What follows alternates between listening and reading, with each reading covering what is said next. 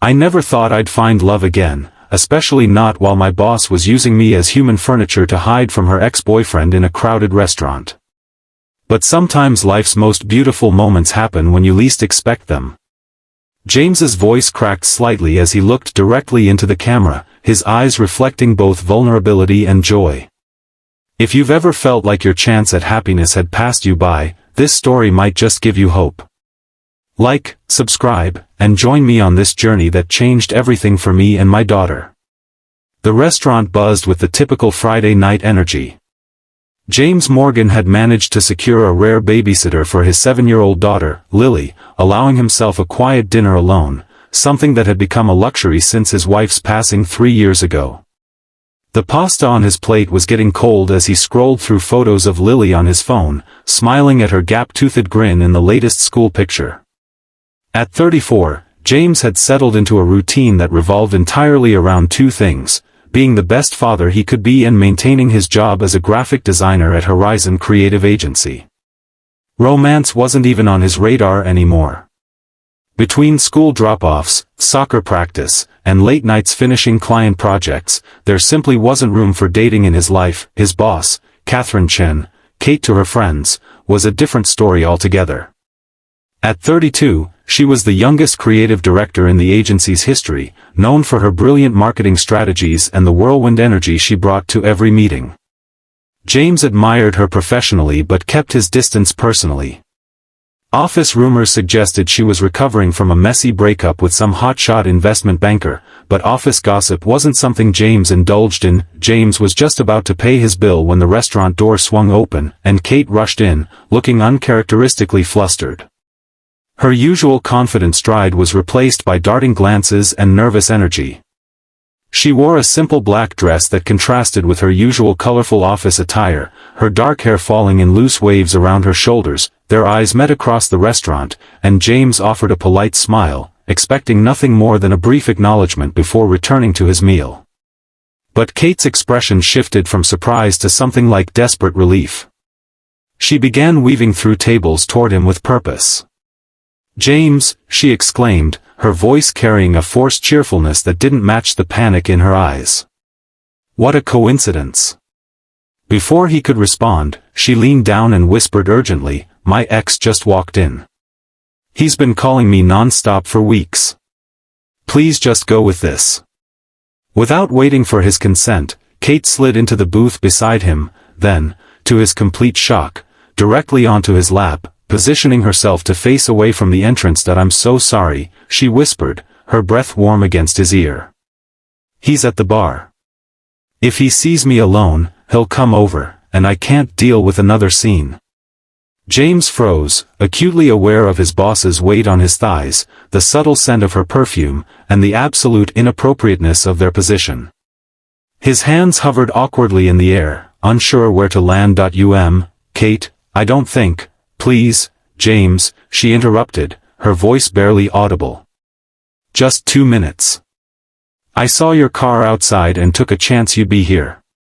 I didn't know where else to go." Something in her voice, a vulnerability he'd never heard from his always composed boss, made him relent. He nodded slightly, still rigid with discomfort. "He's still looking?" Kate asked, trying to appear casual while maintaining her bizarre position. James glanced toward the bar, spotting a tall man in an expensive suit scanning the restaurant with predatory focus. "Yeah, he's definitely searching for someone." Kate tensed further, shifting slightly on his lap. The movement sent an unwelcome jolt through James's body, reminding him how long it had been since he'd been this close to a woman. "I'm really sorry about this," Kate said, turning slightly to face him. This close, he could see the flecks of gold in her brown eyes, the light dusting of freckles across her nose that she usually covered with makeup at work. "This is completely unprofessional." "It's fine," James managed, though it was anything but. "Everyone has complicated exes." Kate gave a small, bitter laugh. "Ryan's beyond complicated. He's the reason I transferred here from the New York office. I thought 3,000 miles would be enough distance." James was surprised by this revelation. Office rumors had suggested she'd been headhunted for her talent, not that she was running from something, or someone. He's coming this way, James whispered suddenly, seeing the man move from the bar. Kate's eyes widened in panic. Without thinking, James placed his hands gently on her waist to steady her, leaning forward as if they were in an intimate conversation. Their faces were inches apart. "Just laugh like I said something funny," he instructed quietly. Kate obliged with a convincing laugh, reaching up to touch his cheek in a gesture that would appear affectionate to anyone watching. The touch sent an unexpected warmth through him. "Is this convincing?" she asked, her lips barely moving. "Very," James replied, surprised by how natural it felt despite the absurdity. As Ryan approached, James made a split-second decision. He leaned forward and whispered in Kate's ear, "Everyone deserves to feel safe. You don't have to face him alone." It wasn't profound or particularly clever, but in that moment, with Kate vulnerable and seeking protection, it was honest. He felt her relax slightly against him, her hand finding his under the table and squeezing in silent gratitude. Ryan stopped at their table, his expression darkening as he took in the scene. "Catherine," he said coldly. Kate turned, feigning surprise. "Ryan. I didn't expect to see you here." "Clearly," he replied, eyes flicking dismissively to James. "I've been trying to reach you." "I've been busy," Kate said, her professional voice returning despite her unusual seating arrangement. "Ryan, this is James." "James, Ryan." James nodded politely, fighting the urge to stand up, which would have dumped Kate unceremoniously onto the floor. "Nice to meet you." Ryan didn't acknowledge the greeting. "We need to talk, Catherine. Privately." "Actually," James interjected before Kate could respond, "we're in the middle of celebrating. Kate just approved my proposal for the Westfield campaign." The lie came easily, surprising himself. Kate played along seamlessly. "James has been working on it for months. It's brilliant." Ryan's jaw tightened. "I'm sure it is." Catherine always had an eye for talent. The way he emphasized the last word made it sound like an insult. James felt Kate tense again and found himself tightening his hold on her waist protectively. "We should probably get back to our conversation," he said firmly. "Deadline's Monday." For a moment, Ryan looked like he might argue, but then his phone buzzed. He checked it, scowled, and returned his attention to Kate. "This isn't over. We have unfinished business." "It's been over for 8 months, Ryan," Kate replied, her voice steady despite the slight tremor James could feel in her body. "Please respect that." Ryan stared at them for another uncomfortable moment before turning and walking away, his posture rigid with anger. Kate remained on James's lap until Ryan had paid his bill and left the restaurant. Only then did she slide back into the booth beside him, exhaling a shaky breath. "I'm so sorry," she said, pushing her hair back from her face. "That was completely inappropriate and unprofessional, and I put you in a terrible position." Ames shook his head. "It's okay." He seemed intense. "That's one word for it," Kate replied, her professional demeanor crumbling slightly. "We dated for 2 years in New York. When I ended it, he didn't take it well. Started showing up at my apartment, my favorite coffee shop, calling at all hours. The company offered me this position partly to help me get away from the situation." Ames was quiet for a moment, processing this new side of his usually composed boss. "I'm sorry you went through that." Kate gave him a small smile. "Thank you. And thank you for what you said, about deserving to feel safe. It's been a while since anyone stood up for me like that." There was a vulnerability in her expression that made James's heart ache. He recognized it from his own mirror, the look of someone who had been carrying too much alone for too long. "Anyone would have done the same," he said, though they both knew that wasn't true. "No, they wouldn't have," Kate replied softly. She glanced at her watch and sighed. "I should go. I've interrupted your evening enough." As she gathered her purse, James found himself reluctant to end the conversation. This glimpse of Kate, the real person behind the boss, had awakened something in him he thought had died with his wife. "Actually," he said, surprising himself, "I was just about to order dessert. They have great tiramisu here. If you wanted to join me, properly this time, I wouldn't mind the company." Kate hesitated, studying his face as if searching for something. Whatever she saw there must have reassured her, because she smiled, a genuine smile that reached her eyes.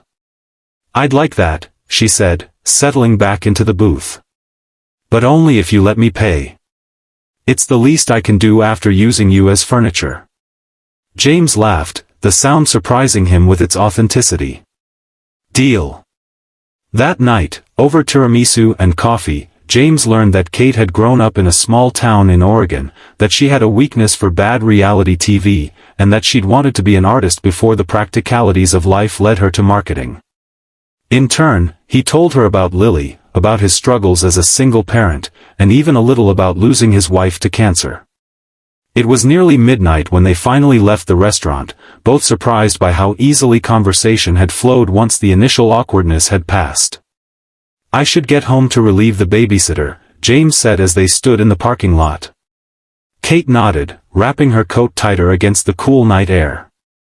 "Of course. Thank you again, James. For everything." "Anytime," he replied, meaning it more than he expected to. As they walked to their respective cars, Kate called after him. "James?" He turned. "Yes?" "See you Monday?" He smiled. "See you Monday." Monday morning brought the usual chaos of the office, with Kate every inch the professional creative director, giving no indication that anything unusual had happened between them. James told himself he wasn't disappointed, this was how it should be. They had separate lives, separate responsibilities. The connection he'd felt had probably been a product of the unusual circumstances. But then, as he was heading to lunch, Kate stopped by his desk. "I have tickets to the Children's Museum this weekend," she said casually. "My niece was supposed to visit, but my sister cancelled. I thought maybe Lily might enjoy it. If that's not crossing a line." James looked up at her, surprised. "You remembered her name?" Kate smiled. "Of course I did. So, is that a yes?" "It's a yes," James replied, unable to stop his own smile. "She'll be thrilled." That weekend at the museum turned into dinner the following week, which led to a movie night at James's house with Lily falling asleep between them on the couch. Slowly, carefully, they began building something neither had expected. It wasn't easy. There were complications, office politics when rumors began circulating about their relationship, Kate's lingering fears from her experience with Ryan, James's guilt about moving on after his wife, and Lily's initial uncertainty about sharing her father's attention. But through it all, they kept coming back to that moment in the restaurant, to the words James had whispered, "Everyone deserves to feel safe. You don't have to face it alone." 6 months after that fateful night, Kate sat on James's lap again, this time by choice, in his living room, with Lily teaching her how to make friendship bracelets. As Lily concentrated on her beading, Kate leaned down and whispered in James's ear, "I love you." 3 simple words that changed everything once more. 1 year to the day after their restaurant encounter, James took Kate back to the same booth.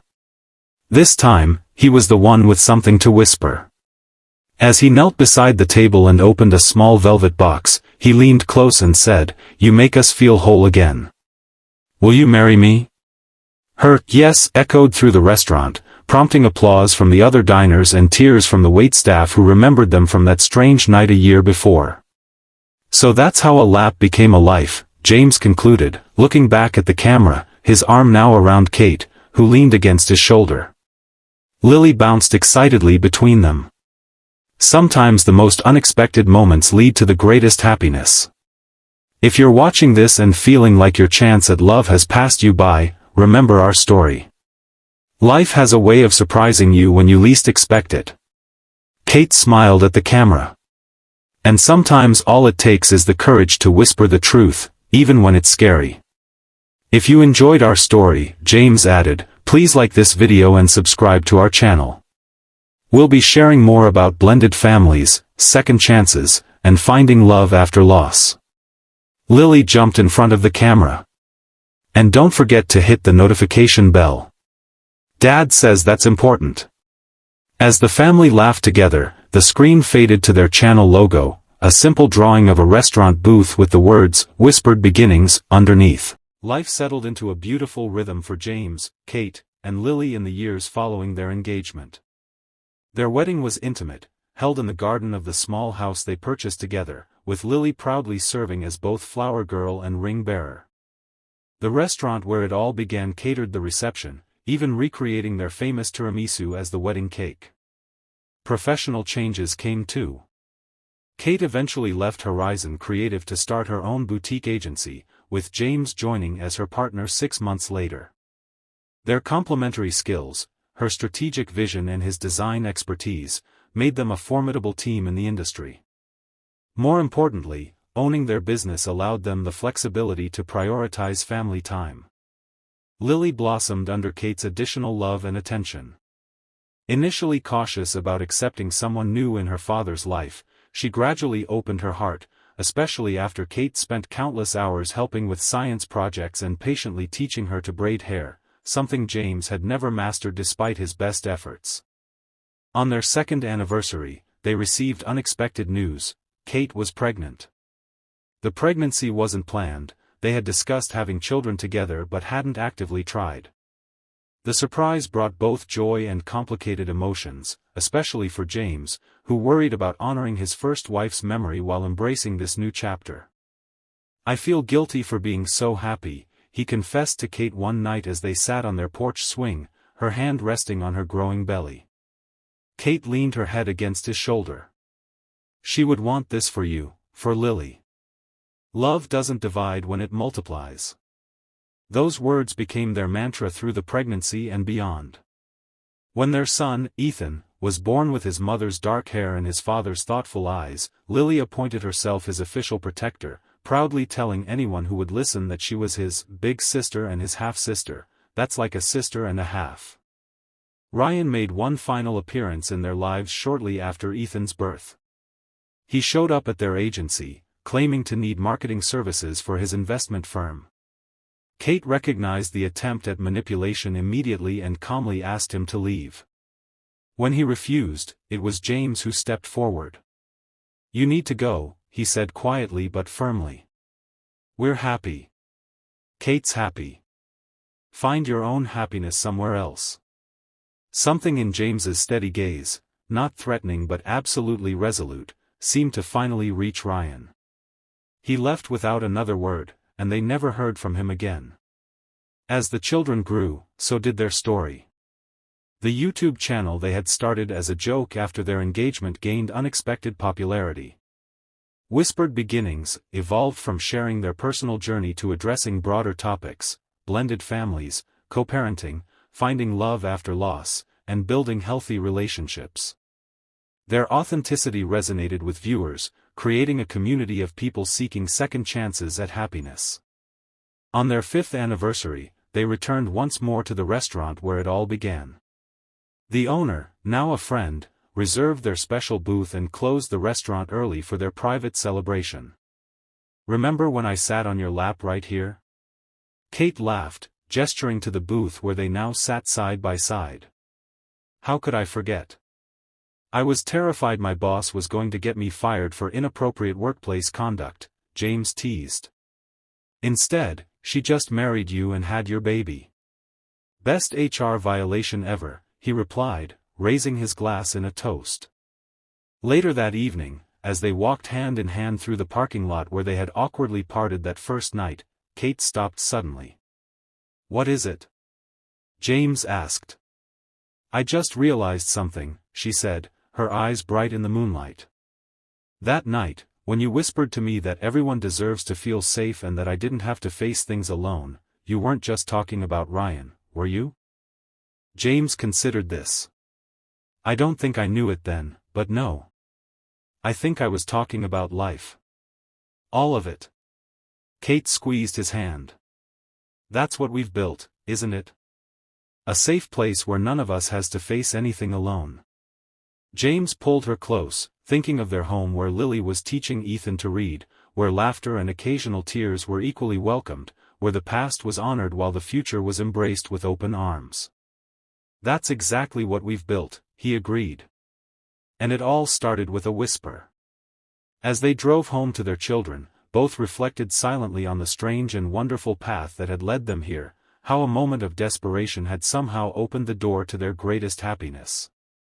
Sometimes life's most beautiful chapters begin in the most unexpected ways, with words whispered in a moment of truth that change everything forever.